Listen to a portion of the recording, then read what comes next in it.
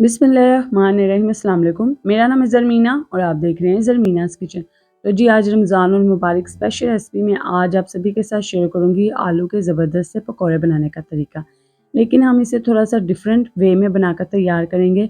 बिल्कुल न्यू और मज़ेदार सी ये रेसिपी बनकर हमारी तैयार होगी। तो आप भी इफ्तार स्पेशल में इस रेसिपी को ज़रूर ट्राई कीजिएगा। बड़े ही मज़ेदार ये पकौड़े बनकर तैयार होंगे और रेसिपी भी बड़ी ही आसान है।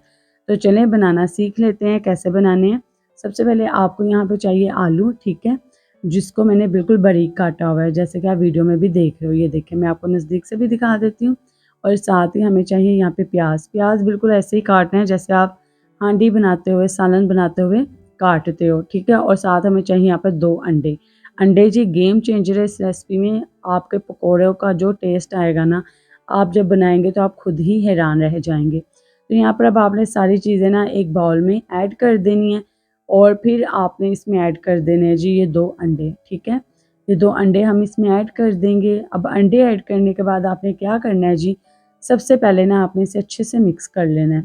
मिक्स करके आपने लाज़मी रखना है इसे तकरीबन यहाँ पर 5 मिनट के लिए, ताकि जी ये थोड़े मॉइस्ट हो जाएँ हमारी जो सब्ज़ियाँ दोनों। अब जी आपने क्या करना है, यहाँ पर लेनी है थोड़ी-सी सब्ज़ मिर्चें। तो जी यहाँ पे सब्ज़ी मिर्चों को ना आपने इस तरीके से काट लेना बिल्कुल छोटा-छोटा सा।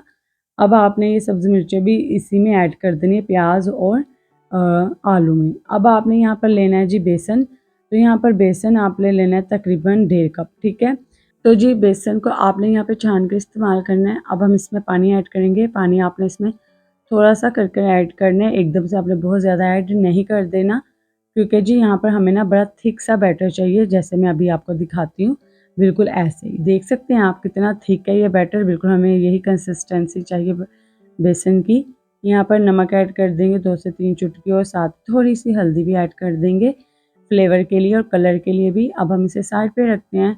और जी जो मिक्सचर हमने पहले बना के रखा था ना, ये अब हम बेसन का मिक्सचर ना इसमें ऐड कर देंगे। बड़ी ही मज़े की ये रेसिपी बनकर तैयार होने वाली है। आपने सेम ऐसे ही फॉलो करना है। अब मसालों की तरफ आते हैं। तो सबसे पहले हम इसमें कुटी मिर्च ऐड करेंगे और हल्दी ऐड कर देंगे, नमक ऐड करेंगे। अच्छा जी ये सारे मसाले आप अपने टेस्ट के हिसाब से ऐड कर सकते हो। मैं 1 खाने का चम्मच ऐड कर रही हूँ सारे मसालों का। अजवाइन का मैंने आधा चम्मच ऐड किया और ज़ीरे का भी मैंने 1 खाने का चम्मच ऐड किया साबुत। साथ ही हम इसमें साबुत धनिया ऐड कर देंगे। और जी यहाँ पर हमारा बड़ा ही ज़रूरी जो मसाला है वो है चाट मसाला। ये आपने लाज़मी ऐड करना है, एक्स्ट्रा मज़ेदार सा फ्लेवर आ जाता है। साथ में 2 से 3 पिंच आपने इसमें ज़र्दा कलर ऐड करना है, लाल मिर्ची पाउडर ऐड करना है और साथ ही आपने इसमें थोड़ा-सा गरम मसाला भी ऐड कर देना है। अब आपने इन सारे मसालों को अच्छे से मिक्स कर देना है। ये देखें यहाँ पर ना ही तो आपको कोई भी एक्स्ट्रा पानी की ज़रूरत पड़ने वाली है और ना ही बेसन की।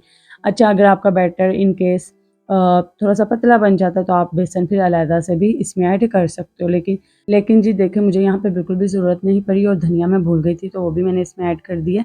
अच्छे से मिक्स कर लीजिए। तो चलें आते हैं फ्राई की तरफ।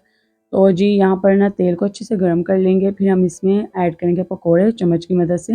ये इतने क्रिस्पी और मज़ेदार से बनकर तैयार होंगे ना, जब आप बनाकर खाएँगे तो आप कहेंगे पकोड़े तो हम बनाते रहते हैं लेकिन इसका टेस्ट ही अलग आया है। तो आप भी इस रेसिपी को ज़रूर ट्राई कीजिएगा और अगर आपने अभी तक वीडियो को लाइक नहीं किया तो वीडियो को लाइक कर बताएँ आप कौन से प्यारे शेयर से मेरी इस रेसिपी को देख रहे हैं।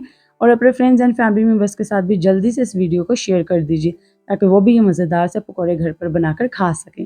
तो जी यहाँ देखिए जी, जब ये बैटर अच्छे से हमारा पक्का हो जाए, यानी कि डालते साथ ही अपने चम्मच से इसे बिल्कुल नहीं छेड़ना। जब आप देखें कि इसकी कोटिंग पक्की हो चुकी है तो फिर आप इसे पलटें, टर्न कीजिए दोनों तरफ से और प्यारा सा गोल्डन कलर आने दीजिए। ये जल्दी फ्राई हो जाएंगे क्योंकि सब्जियां बिल्कुल बारीक सी कट करके मैंने इसमें ऐड की थी।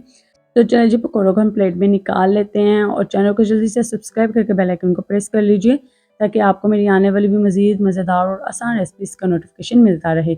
यहाँ पर जी ये चटनी के साथ मैं इसे सर्व करूँगी। इसकी डिटेल रेसिपी आपको मेरे चैनल पर मिल जाएगी, आप विज़िट कर लीजिएगा मेरे चैनल को। तो जी इसी तरह की आसान और मज़ेदार रेसिपीज़ के लिए मेरे चैनल पर आते रहें। दुआ में याद रखिएगा। अल्लाह हाफ़िज़।